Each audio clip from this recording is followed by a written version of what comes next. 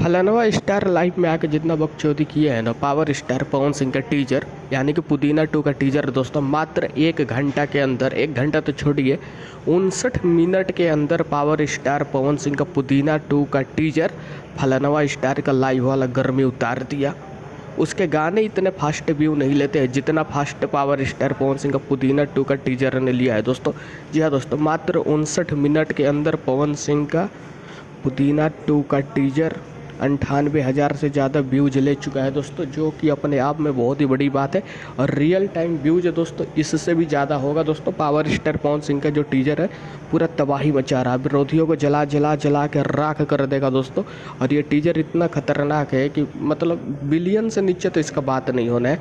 2-3 billion तो छोड़िए, मुझे तो लग रहा है कि 10 बिलियन तक अक्रॉस व्यूज ले लेगा दोस्तों। इतना मतलब पवन सिंह पूरा लेट किया है, लेकिन एक ही गलती है कि जल्दी से जल्दी इस गाने को रिलीज कर देते ना, और ज़्यादा मतलब तबाही मचा देते ये गाना।